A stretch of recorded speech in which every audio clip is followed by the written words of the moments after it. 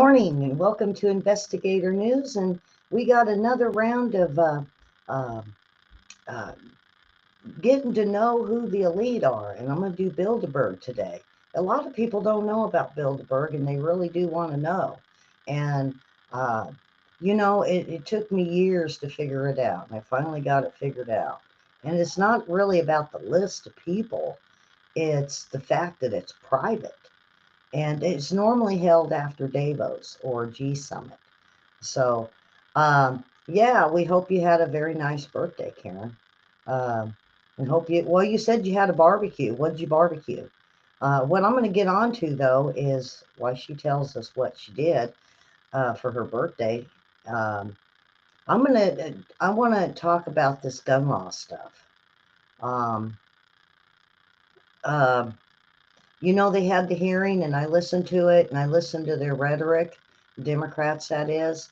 And I just want to let everybody know the Democrat Party's not there no more. It's been hijacked by the liberals.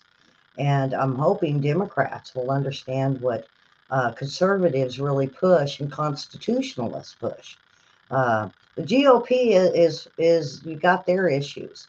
So, um, so these gun laws, they want to talk about stomping on the Second Amendment rights of the law of the American citizens.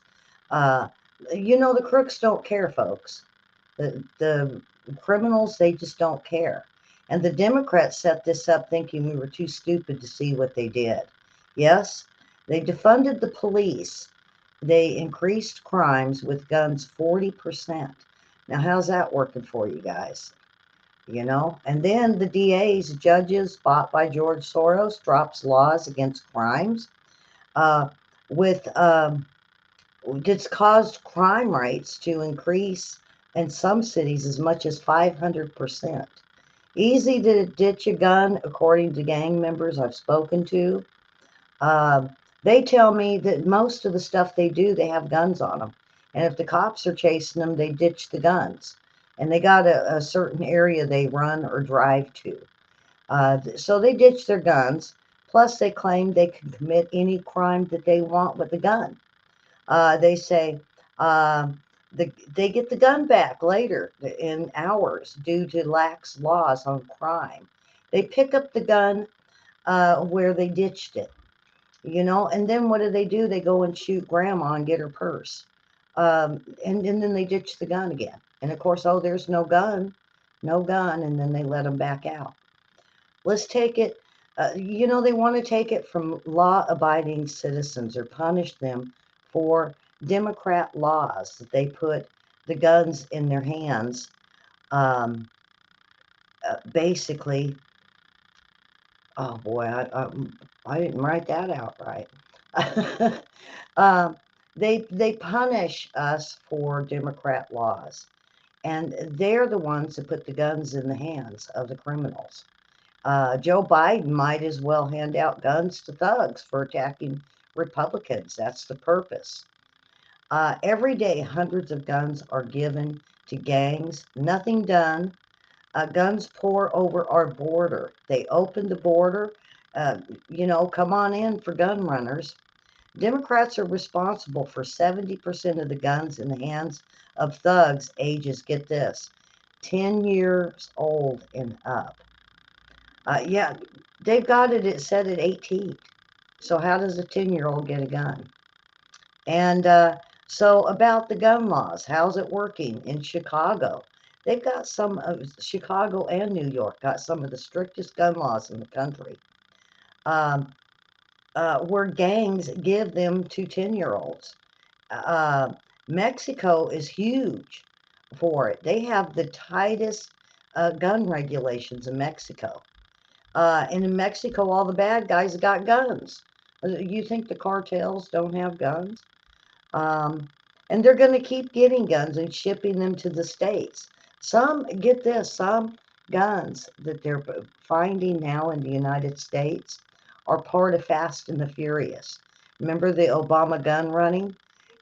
They're still being found in Chicago with no serial numbers and traced back to his guns.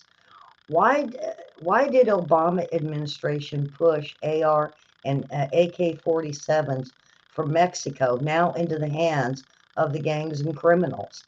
Did you notice yesterday, Joe Biden, he said they're AR-15s and KK-47s. You know, it's an AK-47. He don't know much about guns. I guess he didn't come down here when the Clintons invited everybody down. McCain was down here and Cheney was down here, and they were all shooting AKs and ARs, and the Clintons were. So yeah, it's okay when they use them. Yeah, you know, they don't care about the law when they talk about red flag laws again. How they're going to design these laws and going to make the decision on you're going to lose your gun and you're a danger to the community. Now, who makes these decisions? Who's going to make the decisions on who doesn't get to have guns? Well, you know, an ex-girlfriend or neighbor, they can call in and they can talk them into coming and getting your guns. What rights is that law-abiding American citizen have to fight the process? And if you're going to talk about gun legislation, I have no problem with the discussion. And every time they go out and start talking about the law-abiding citizen who has the Second Amendment rights being trampled upon, that's my concern. And I'll have a discussion with anybody on it because Ellie owns guns and it's for protection and for hunting. I'd rather hunt with a bow, but they're just getting to where they're going after anything with a scope. And, they not just to stomp on our rights, but they protect the criminals who they continue no matter what. No matter what they do, they always get the guns. It's the same people that want this legislated. So they want to defund the police. They want no bail. They form new legislation in New York and Chicago. So they want criminals released. They don't care about holding criminals accountable, but total U.S. citizens, they want them to be held accountable. They have a right to carry a firearm. Yesterday, they were debating a gun control bill that's actually 6 control bills. And none of them work. If you take that 6, it's not doing nothing. It's doing absolutely nothing. And that's what a lot of Parkland victims are claiming, is they did the same thing. It's the same laws, but see, now they either want to take them, like Joe Biden said, or they want them so you can't buy them over 21. Okay, well, what about the thug that just sold it or just gave it? They don't sell them to 10-year-olds. They give it to 10-year-olds, even 9-year-olds. You guys remember that the 10-year-old, and I think it was a 10-year-old and a 13-year-old that got guns, and they shot that little baby in the stroller? How'd they get guns? They're not 18 years old. You know, did they walk into a gun shop and get these guns? And who was it that sold it to them? And where did the 10-year-old get hundreds of dollars to buy a gun? See, it makes no sense. And more than half a dozen of them each and every day get guns in their hands. They just open up their trunk and they just hand them out to gang members, and then they go for the next load because they got to unload them, and they buy them. The gang members will buy some of them, and then they'll just hand them out because they got to keep them supplied in guns. This is so unconstitutional. It is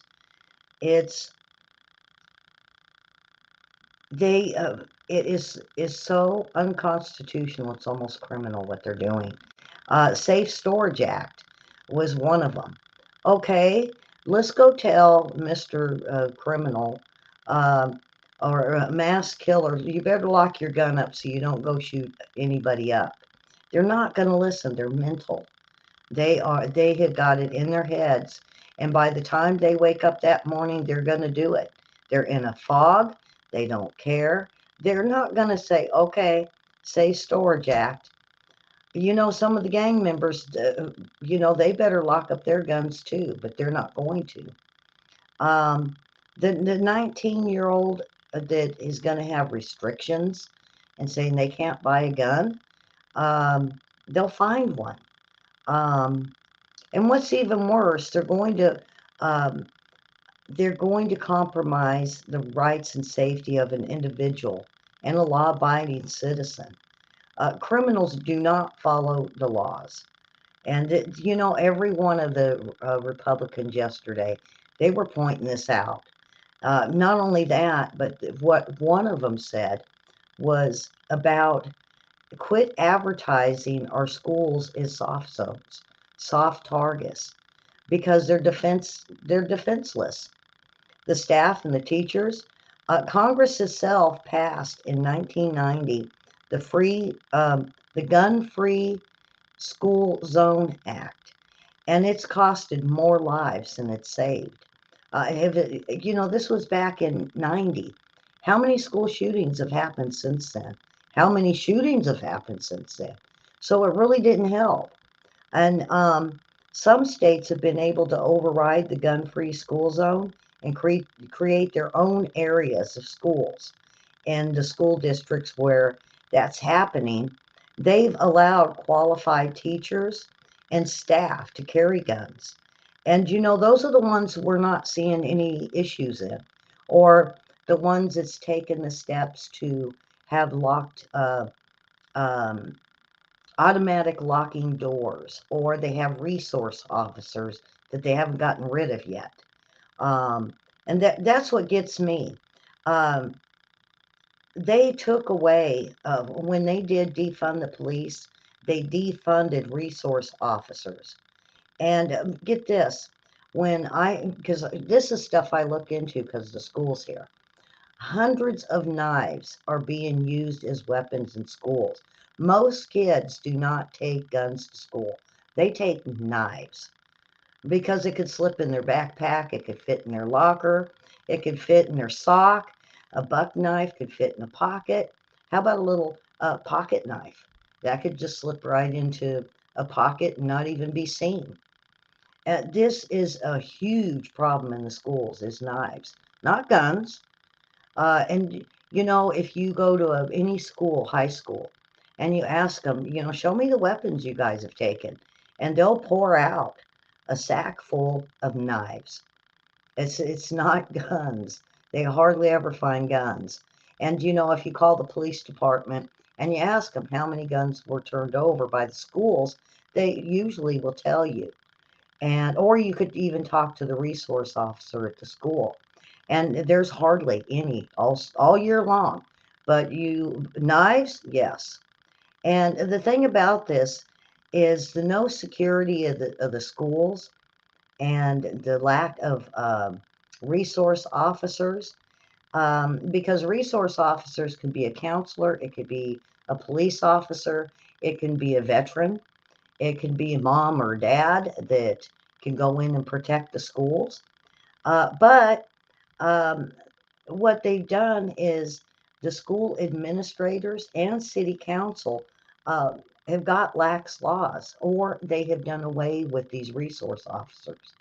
So it's, and it's passed by all these Democrat um, um, school officials.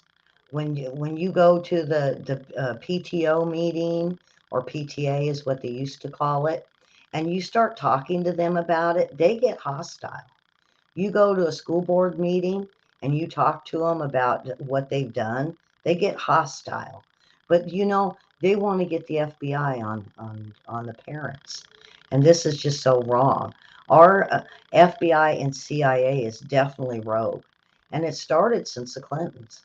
So I don't want to get too much further into this because I have a very long show. Um, but there has been, and the media is the other one that's the issue, because they won't quit talking about it. And get this, Um, they can't even get a mass shooting and a shooting. They're claiming 3 and 4 people's a mass shooting. It's usually not that. It's usually quite a few more. But even a single shooter that kills one person, they're at a school. They're going to call it a mass shooting. They can't even get their facts right on or the fact that it's a mass shooting or a single shooter. And you notice they didn't, the one in Tulsa, they didn't they didn't really have that all over the news. I mean, it was a little bit, but it wasn't much. Why? Because it doesn't fit their criteria to ban the weapons.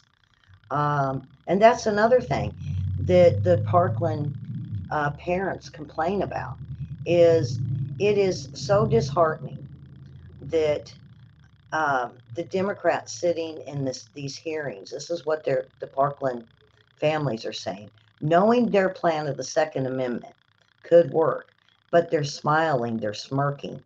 And, how about past school shootings where there were um, shootings and the Democrats crying with the parents, using them for political gain to push their agenda and gun laws?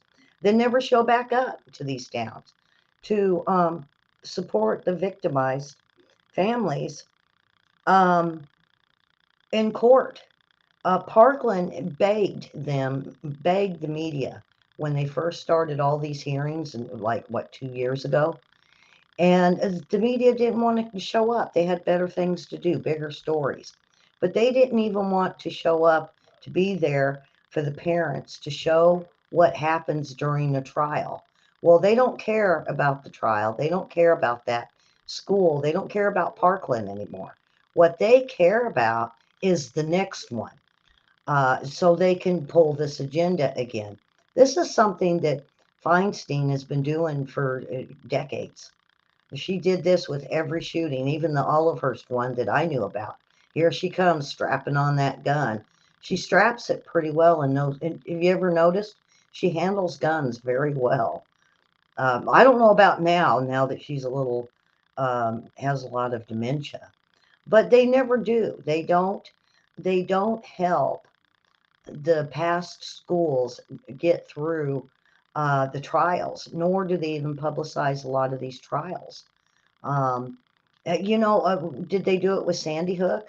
Not until Alex Jones got in trouble. And then it was all over. It was about Alex Jones, not Sandy Hook. You see? And that's what they do. And, my thing is, um, and this is, I think I've even mentioned this the last few days. Um, and I've called Democrats on this. I've called the offices and proposed this. Um, if you want to make schools safe, put severe locks on the doors. That's what they do here. With the schools, I got an elementary school here and a high school at the end of the street. They put severe locks on doors. What do I mean by that? You have to buzz to get into the office. And when you step into that office, all the doors are locked. So it's just you and the ladies at the front office. And most of the time, there's maybe one, maybe two. The rest are in a back office. So now they're locked in. They can't go nowhere. And not only that, why not put a buzzer to notify the police like the banks use? And then it would have them en route quickly. Lock them in the office, hit the buzzer, here comes the cops. And what's that do? It's less casualties. Now, I would hate to know that they're going to shoot everybody in the office, but at least they're not getting to the classrooms to where they can go classroom after classroom after classroom, shooting students and teachers and putting the kids through this. I don't know why they don't do it. And I have called Democrats and asked them, um, you know, um, why not? Why aren't you interested in this? And can you tell me why? Now we'll get that to the senator or congressman, and I'll say, no, wait a minute. Now you're a part of us too, answering the phones. I said, wouldn't this be a good idea? And you know what they say? We'll get that message to the senator. Click, and they hang up. They don't care. If they cared, that office worker would have talked to you for a while about it. And they don't. They don't talk to you about anything. They're there is to pick up the phone, take a note, and then send it on to the senator. And of course, you give them your name, your phone number, and then your phone's watched. So I think. But Democrats think we're so stupid, and not to see the twisted, grotesque, evil ways to pass their agenda. Um, and this is, every every every child and a family member or anybody that is going through a mass shooting or a shooting, it's the responsibility of the Democrats. This is their crime. They started it with defund the police and removing officers at the schools to where they had to change their um, how they were going to keep resource officers in. I mean, like I said, sometimes it's a counselor, sometimes it's parent, sometimes it's a coach. But they're the ones that defunded the police. They're the ones that brought down um, having um, these crimes put through the DA, and the DA is responsible too, and judges that Soros paid to lower the level and the standards of crimes. And what gets me is they're like, well, they were like, no, they weren't responsible for it. It was some of them senators that were talking yesterday at the hearing. And, they're the ones that wanted the guns taken away. And they're the ones that started the violence with the cops. You remember what they chanted? You know, what do we want? Dead cops. When do we want them? Now. They were marching all through the streets saying it. They wanted dead people. The Democrats and their protesters, the only one talk about hurting people. And so, that's just part of it. But I do wish they would do this. And I've been calling. Oh, you would not believe the people I'm calling right now that about the lock system for the doors. That if you go out, it snaps closed. Even the back doors that lead to the playgrounds here, they go closed. The teacher has to have a key to get in. And if she don't have her key, then she has to. They all have walkie-talkies. This is the other one that all of these school teachers should have walkie-talkies, not the upper um, PA system, that you talk to the office with. No, all of our teachers here have walkie-talkies, and there is and I only found this out yesterday. They have a thing on it where they push a button, and it's like a 911 alert to the front desk, and they of course get a hold of them and say, "What do you need? Like, is there a dead? Is there a hurt child on the playground? An unruly kid? All of it." And so they'll lock the school just for an unruly kid on the playground at the elementary school. Or if did they get a fight in the um, over at the lunchroom, they start locking them doors. They lock them in. And I think that's the best way to do this. And so hopefully I can get someone to listen. And the whole buzzer idea, I think it's wonderful because if banks can have it, why can't schools? Maybe the city council and um, the school administrators, they can cough up some of their money that they get and the raises they get and get these buzzers into these schools because it would get the police there a lot quicker. And if it's controlled under a desk by one person, they don't accidentally hit these buzzers. If it's somewhere where they can push it very quickly, the cops would be notified and the cops would be on their way. And it's not waiting for someone to have their cell phone to be able to call it in. All right. So, um, weirdly enough, um, uh, North Korea, if all people, they're going to make Kim Jong Un the head of the global forum, as aimed at striking disarmament deals around the world. Um, uh, so he's part of the world's multinational disarmament forum. Um, and this is it's North Korea has taken over the rotating presidency of the Geneva-based conference on Thursday. A decades-old practice amongst the body of 65 member nations, in which the presidency is passed on in alphabetical order. Why the heck is North Korea on that list? You got to think about that. You don't give a power to someone like Kim Jong Un. I wonder if William's in here listening, because boy, he would really like to listen to this one.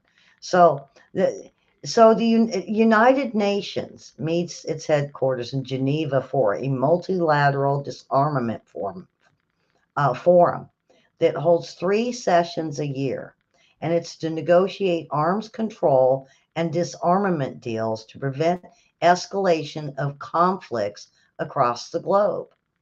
And some now, in a show of some serious displeasure, many many countries only send their low-level diplomats to these, unless it's something like Bilderberg, unless it's something like Bilderberg. So North Korea's ambassador would have been better, but not Kim Jong Un. I don't even know if I would want the ambassador there, because look at what they have been doing, look at what they have done, and they are considered like a terrorist country. I mean, when is it Yemen's turn? And Yemen shouldn't even have that right. Yeah, who the heck would give it to them? They have launched a number of missile tests, and this is threatening not only um, Taiwan a little bit, but they're shooting them right over the top of Japan. Not only that, he even threatened that there would be another Pearl Harbor, which is threatening Hawaii. And they know this, they know it, but they don't care. Yeah, they just, oh my goodness, they just don't care. Um, a Tesla owner exposes dark secrets. I'm going to try to get through this pretty quick so I can get into Bilderberg. Let's see. It's Brad Templeton, a senior contributor for Forbes, recounted his own eye-opening experience with his Tesla car, a habit of chewing through expensive threads, boasting after boasting in many ways the electric car.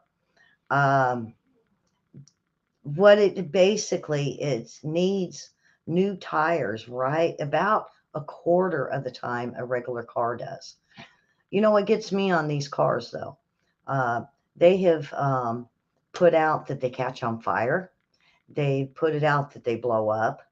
And this is the one that gets me. It out of the blue, if you're having it drive itself which they do, you can have them do that. It will malfunction, and they're thinking it's a type of hacking device or something that someone's doing with a phone or something. But these cars are making sharp right turns and sharp left turns. What happens if you're on the freeway and your car decides to take over and make a right-hand turn on the freeway? You're going to run right into cars. It's going to kill you. But we have all these recalls on these cars, like the seatbelt one we just had, where the seatbelt catches on fire or it explodes. Oh yeah, take those off the market. But what about these electric cars? There's not one recall. I went and looked this morning. There is not one recall on these cars, and they're dangerous. Not you know not only the tires are going to wear out, but then you have to worry about batteries. And it's not just one battery, it's quite a few. And not only that, but it just leads into this whole mess of needing these batteries and what they're made of that's hazardous. And so, I'm with this guy all the way that he wants to expose that there should be recalls done on these cars. There definitely needs to be recalls, especially if they're going to blow up or catch fire or make sharp right hand turns in the middle of the freeway. Uh, the reason I know this happened is quite a few years back, I went to California and we were driving on the freeway and a car made a sharp right hand turn right in front of, it was a ways away, but he went, it was almost like something happened to the driver because it was a sharp right hand turn. He drove off the freeway and we were on like where it goes up. So the freeway was up pretty high. So there was about a 10-foot drop that he went over. He went through the guardrail and over. And so I looked into it, and they said it was a new electric car that was brand new on the market that did that. So these things happen. These things happen. All right. So I'm going to move on. Um,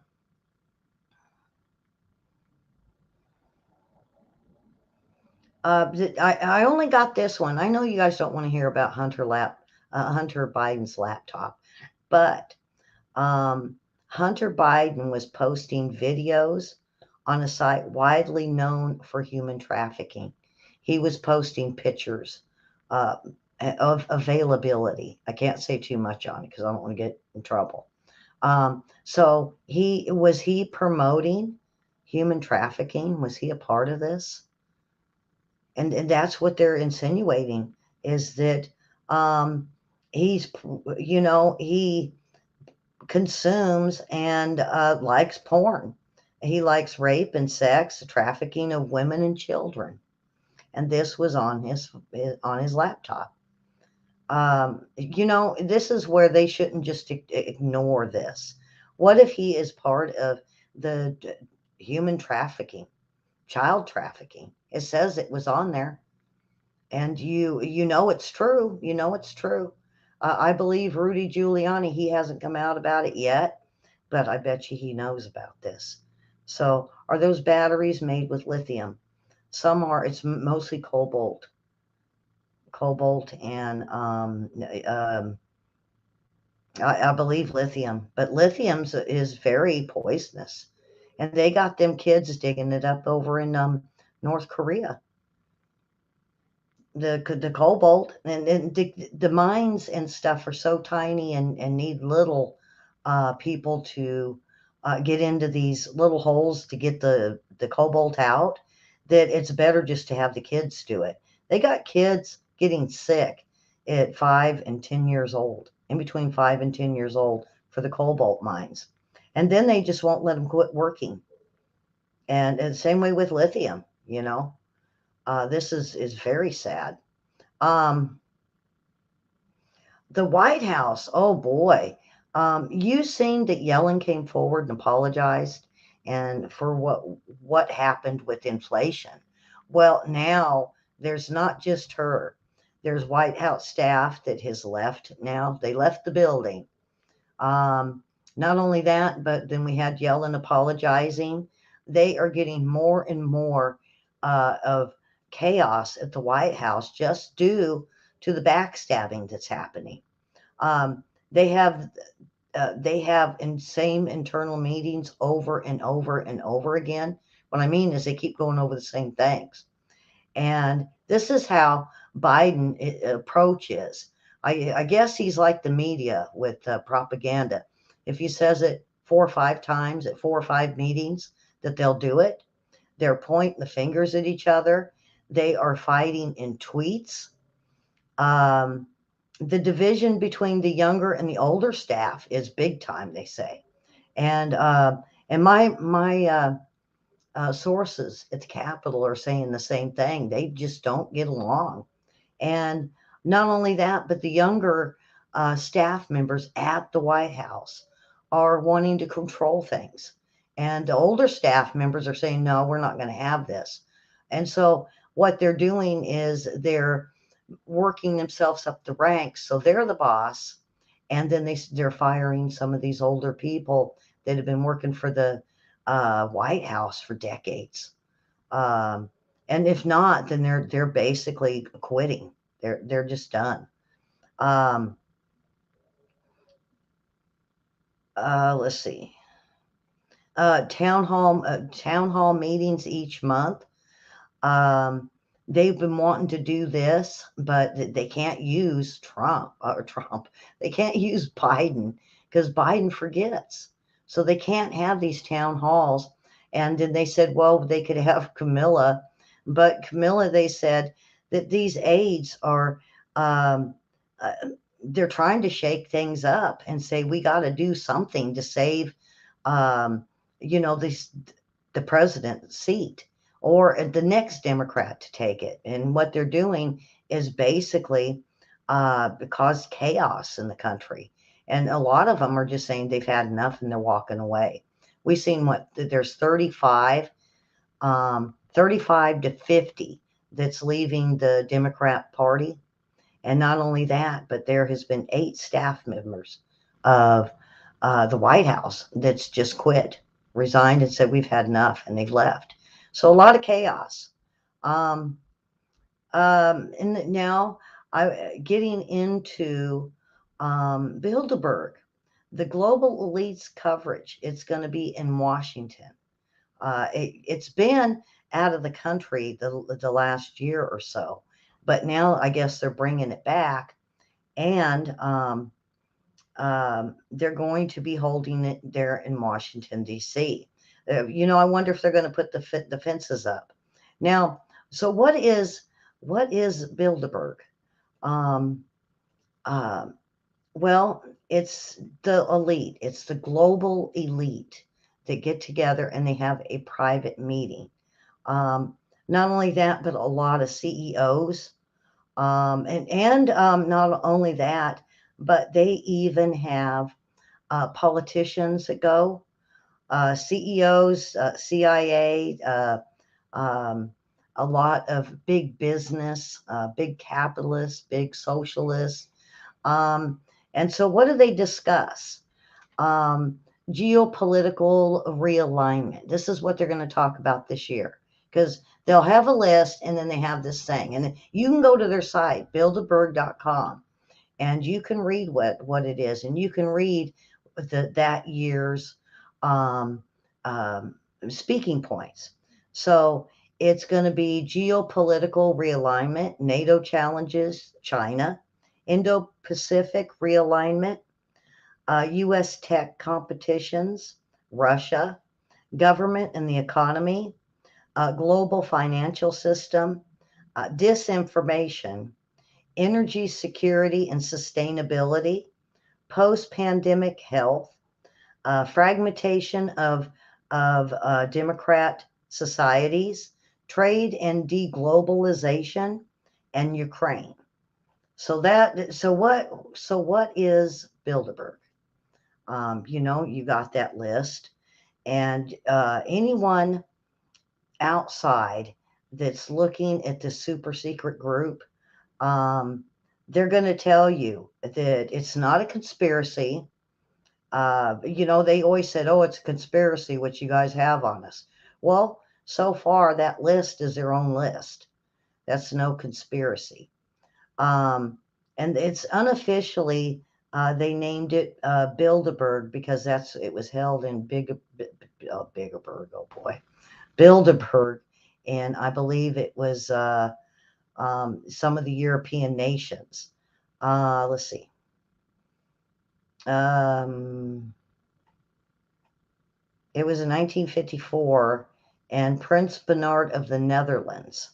Now, get this, but it was someone from Hitler's group that mentioned the idea that what it would do is it would connect Europe and the United States and Canada to have meetings every year. And they've held 65 years straight. with the exception in 1976. So these are usually held in luxury hotels. They spend, they say, over $1 million on security alone because so many want to get in. Um, they want to promote uh, better cooperation between the Europeans and the United States and Canada. Well, they always got that. And so that to me, that didn't make sense. So I was digging around. And um, there's certain things. What it is they get together. They don't know really who's there. There's invitations. They have a list so people can check in. And what it is you know how David Davos is in the G summits? All of the big leaders get together and it's discussed and they make speeches and all that. Well, that's what Bilderberg is, except it's private. Nobody gets in there. Nobody finds out what they talk about. Nobody gets speeches that are spoken about. And if they, what they do is the speeches, if they are listed, it's listed under anonymous. So you'll never know who said it. So everything is kept very private. And then they have private little meetings amongst each other on certain things going on around the world. Now you've seen what the list was. It's globalization, it's Ukraine, it's Russia, it's bringing in the Green New Deal. That's a lot of what they're going to talk about behind our backs. Now, what happened to transparency? Because they say 2/3 that show up is European, and the rest are usually Americans. And they do let reporters in, but reporters aren't allowed to report on anything that they hear. And it's of course it's the head people, um, and some of it's even cutting funding to third world countries that actually need funding or food, and they're not going to tell us. So is that a forced starve? That was one of the things I didn't like. There's no resolutions or proposed. There's no formal action plans. They don't vote. They just issue things for countries to work on. And then we don't know about it. So it could be the new Green Deal that they've all made decisions on, and we're not going to know about it. And of course, are any of them the elite? They're all the elite. So understand, Karen, what is the elite? The elite is what you see at Davos. All of the leaders of these certain countries that go for the Green New Deal, those are all the elites. What's the deep state, right? What's the deep state? Deep state is usually politicians with, um, let's say over here, it would be the CIA and the FBI. And it would be people like Nancy Pelosi that's going to dig in deep and do the even Hillary Clinton would be considered deep state. The elites don't care about her. It's top people that can make big decisions that have lots of money that can make it happen. And so these are the elitists. And they're part of the trilateral group, is another one that's like Bilderberg, but it's also Bohemian Grove. They do the same thing. They go there, they have secret meetings and secret, um, um, those secret meetings with one another to discuss things for each of the countries. So that's pretty much what it is. And we don't have no say so. We just vote people in, and we hope for the best, because you would not believe some people that's on the list. Um, I want to let me now according to the available information, and this was the 219 and 220 meeting that was one of them was held in Switzerland at the Montrex Palace. And so basically, some of the notable participants was, they say, Audrey Ozule. He's the director general of UNESCO, Jose Barcelo, the chairman of Goldman Sachs, um, Jared Cohen, CEO of Jigsaw, um, Reid Hoffman, the co-founder of LinkedIn. Get this, Jared Kushner, son of Trump, uh, son-in-law of Trump. He was there for 2 years. Uh, Satya Nadella, CEO of Microsoft. Of course, the King of the Netherlands. Usually, the Queen of England goes. Um, the agenda of each meeting dating back to 1954. So um, they have been doing it all these years, but it was so kept quiet, nobody really knew about it. And it wasn't until I think Alex Jones came forward and was saying, "Hey, they're having these secret meetings, and they're discussing worldly decisions for." I mean, what does the CEO of LinkedIn have to do with Green New Deal and what happens to us? See, this is the stuff we don't know. No one's been able to even get in. They've had people get in, but they've caught them and kicked them out very quickly.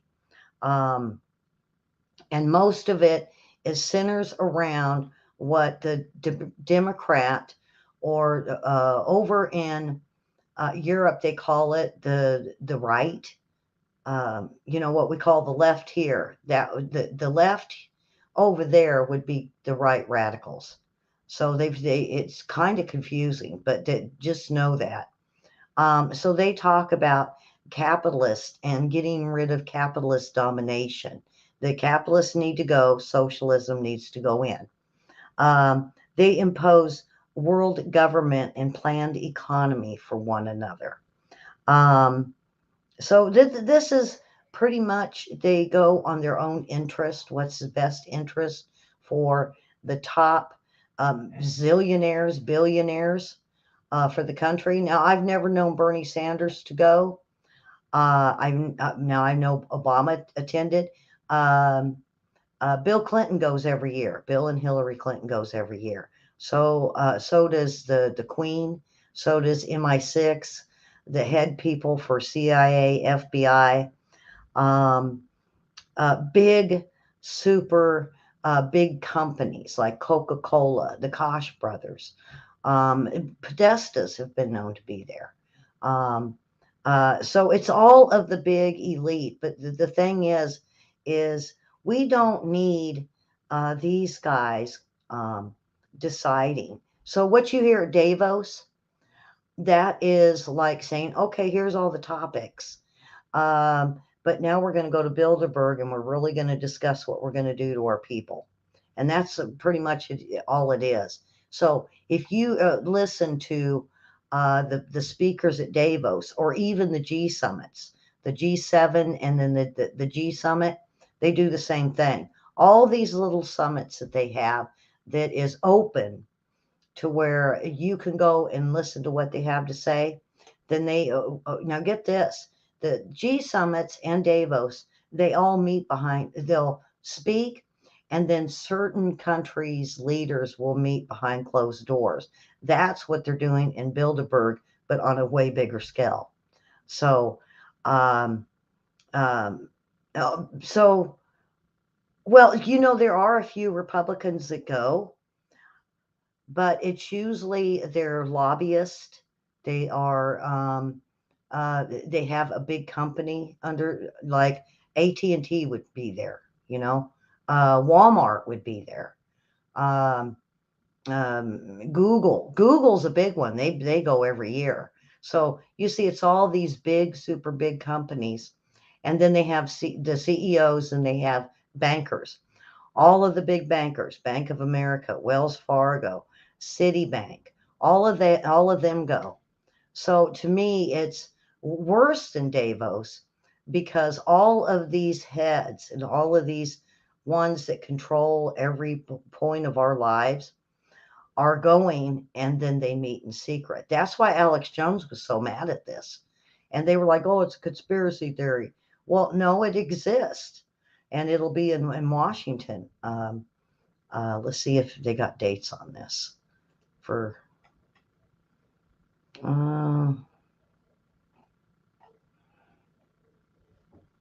Kissinger goes every year. That's another one. Um, it's the 68th annual meeting. Um, let's see. Pfizer CEO is going. Kissinger, the head of the CIA, David Petraeus. Google is going. Kristen Sinema is going. The CIA director is going. This is this year. The Prime Minister of Crystal Freeland, the Vice Chair of Brookfield Assessment Management, Bank of Canada, the World Bank, the Bank of England.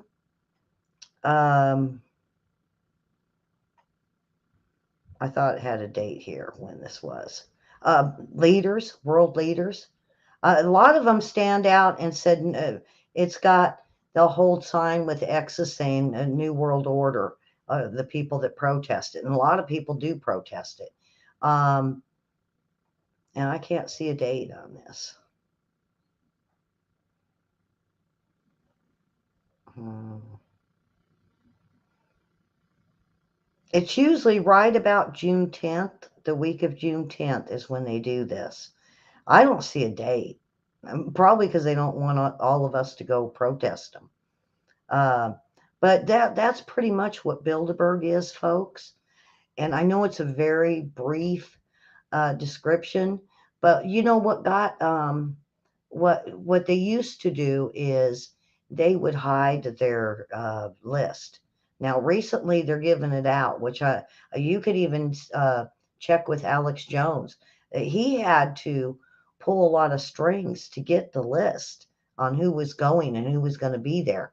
Now it's like it's nothing. Now a lot of times they'll list it on their sites. They only allow 130 to 150 participants. So that tells you how many is going to be there. And these are the well-to-dos. These are the elite. Now I mentioned the trilateral group. Now the trilateral group has the same type of summit meetings, but they don't even advertise when it is. It's all in secrecy. And what do they discuss there?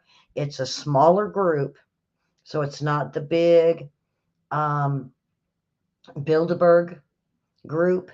It's only a portion of them. I've heard around 30. So that right there tells you that's where you're going to find your elite. Now, when we move over to Bohemian Grove, what is Bohemian Grove? It's a very weird place, folks. There are world leaders that get there, that go there. They have things all through the week and speakers, and they act. They act on stages and put on little plays for each other. And one is they dress up like women for the day. These are all men. It's an all men exclusive, Bohemian Grove. And then get this, then world leaders get together in private and discuss what they're going to do. So it's the same with Bohemian Grove. But at the very end of Bohemian Grove is a Molech type ritual with a 50-foot tall owl that it plays all the creepy voices out of it. And they do a ritual. And then they set a fake, they say a mannequin, a fake body uh, on fire to be the end of the I don't know. It's the end of the ritual. It's icky. It's gross. It's very satanic. And guess what? The voice that comes out of the owl is Walter Cronkite. They're sick people. They're sick people. Now, I and to add to it, and you know, I have people I know. When I was in high school, a friend of mine used to tell me, you know, come on down and you know, to the White Witch ritual we have for summer solstice and winter solstice. So it's twice a year.